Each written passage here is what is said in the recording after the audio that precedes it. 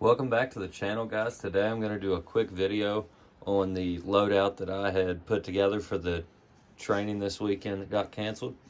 I was supposed to be part of 3 instructors teaching some kids fire starting, shelter building, and camo and concealment, but it was canceled due to a minimal number of entries from children's parents. But nonetheless, I had already packed up, so I figured I'd throw together a kit.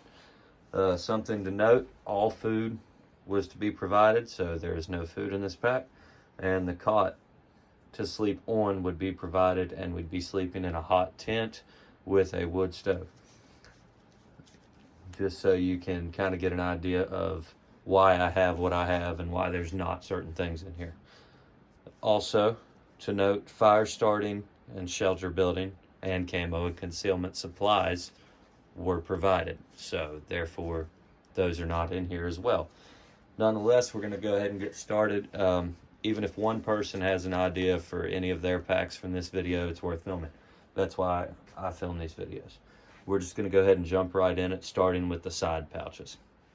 I failed to mention that I actually did get a kit list from the person who organized this class, and the instructions were multicam or woodland camo for your outfits. Obviously the pack is digital camo and it's ugly as shit. I plan to RIT dye it sometime, I just haven't got around to it. Warm boots, a beanie or a baseball cap, your handgun, stay holstered at all times, shit, shower and shave kit, cold weather clothing, bush knife, sleep system, nods, and helmet. The nods and helmet were mainly for an activity in the evening after the kids had been taught camo and concealment, and then they would be applying those principles in order to not be found. But like I said before, we're going to go ahead and jump right in it, starting with these side pouches. So starting with the right hand, and these are sustainment pouches for the Molly 2 rucksack. On the right hand side, there is a tourniquet, a soft tee,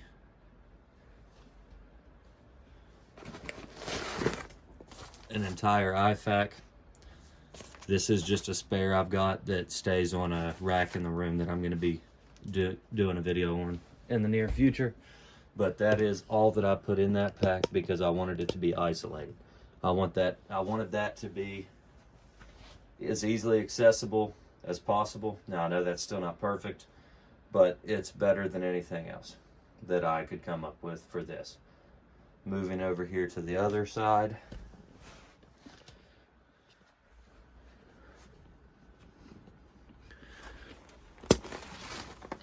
Pop this open. This is another sustainment pouch. And then in here, we've got the hygiene kit. Video should be on the channel already, or it's coming. And then this is the other hygiene kit I threw in there before. I had put that one together. Just got a few more odds and ends to it. I can do a video on that one if you want. Then in here, I've got a battery backup, another battery backup, iPhone cord, and then a cord for the lights on my helmet that are rechargeable. Some spare wet wipes, because that's nice. And then the male adapter for the Safariland QLS system with the belt loop on the back. This is primarily how I carry it, unless it's set up on a belt already. I want to go ahead and apologize for the multiple starts and stops in this video, but there's going to be a lot of them. That's just the nature of a pack video. I don't have a great place to do this. This is just done in my man cave, so you get what you get. And then right on top is the Glock 19 that was to be attached to my belt before we ever started the day. It was supposed to start Friday evening, 5 p.m. and go till Sunday at noon. So it's not packed that heavy, but like I said, if this gives anyone ideas, it was worth the video. And then also to note, tourniquet on the holster. So that's 2 tourniquets and an IFAC. That should be enough for anything to get them out. And it's not like we were going into backcountry or anything of that nature. Next up is the Woodland Camo cold weather parka. Parka cold weather camouflage.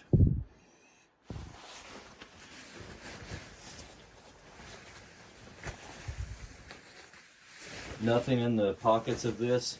However, a good recommendation would be a toboggan in one pocket and gloves in the other. That's what I do with my EDC stuff. That's exactly how I set up my Carhartts. Then you've got the bump with Ear Pro, counterweight, light, another light, all that fancy stuff. And then I packed my nods inside of my bump because I do not own a padded case that is dedicated to the nods. And inside my nods case, I've got the mount, Rhino 1 mount. Then in here, I've got double A's for the night vision, the battery that came with the night vision I've been using, CR123s for my handheld light, my EDC, as well as for the TLR1 on my Glock 19.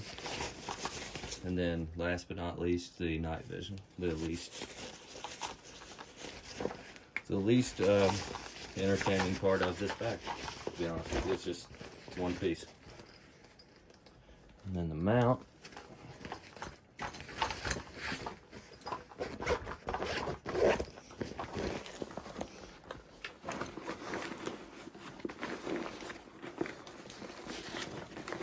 I try to take care of this stuff, but at the end of the day, these are also tools and things will happen, but I try to be as cautious as possible. I will be getting a padded pouch for that sometime in the near future. If anyone has any recommendations, drop that in the comment section below. Then I've got 2 quarts of water in a Coleman canteen. This is not the most practical, but for this weekend's trip, I figured it would do just fine. I was also under the impression that water would be provided, but I wasn't positive, so I packed some in there. And then the only thing left in here is this dry bag. So I'm gonna go ahead and get everything laid out in a better fashion, and we'll get on to what was in the dry bag. All right, moving on to the dry bag. Everything that has previously been seen is laying over there, and everything in the dry bag will be laid out as well. So I've got a sleeping bag. This is just the second warmest portion. The temperatures for this weekend were hanging around 40, but being in that tent, I didn't figure it'd be that big of a concern. However, in the event that it was just a little bit chilly, I brought the Whoopee along as well with a compression strap over it to throw over, either over the sleeping bag or under me for some type of insulation. Figured better safe than sorry. Doesn't weigh that much or take up that much space. 3 packs of hand warmers. I figured Friday, Saturday, Sunday. And if the sleeping system wasn't good enough, then I could shove them in the bottom of my sleeping bag as well, because the feet are what really gets me. I can keep my head warm. Got the bush knife, as you heard in the pack list. This is the Companion BKT. Sorry, I'm not sure if that's going to focus or not. There you go. And that comes in the Kydex sheath with a tech lock on the back. I put the tech lock on there myself. Next up, a pair of pig gloves. Just something to keep my hands a little bit more warm. I didn't need something crazy warm for insulation. An Under Armour top, synthetic. I've got a set of thermals, a top and a bottom. These were mainly to sleep in because throughout the day, as long as I'm moving somewhat, I don't need them.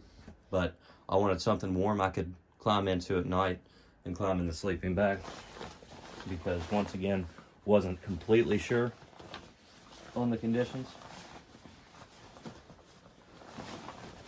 And then the trip would be started in a set of the woodland camo outfit like was required, but I figured pack an extra pair of pants, extra top, good to go.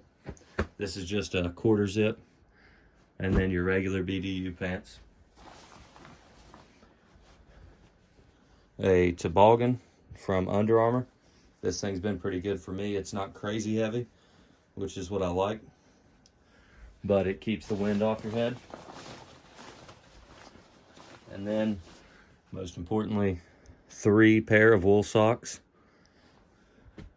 Always good to keep your feet warm.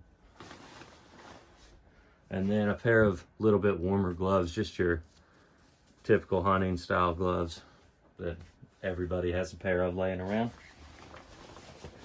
And then the very bottom of the bag, because it wasn't addressed, I didn't feel it was necessary, but I wanted to bring it.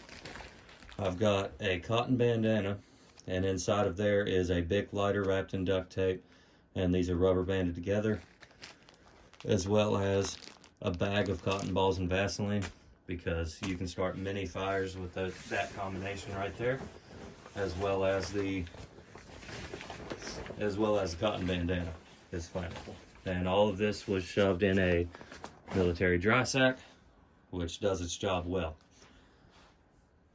All in all, with these things that I've got laid out in front of you and the list that I read to you at the beginning considered, I feel that this would be more than sufficient for the weekend trip. If there's anything you think that I missed, drop it in the comments section below. If there's anything that you wouldn't have taken with you and you have a valid reason why, explain that in the comment section below. I appreciate all my subscribers. At the filming of this video, we just rolled over 500, and I just want to thank all of you for that. So go ahead and like, comment, subscribe, and tell a friend about the channel. I'm Coyote, and thank you for watching.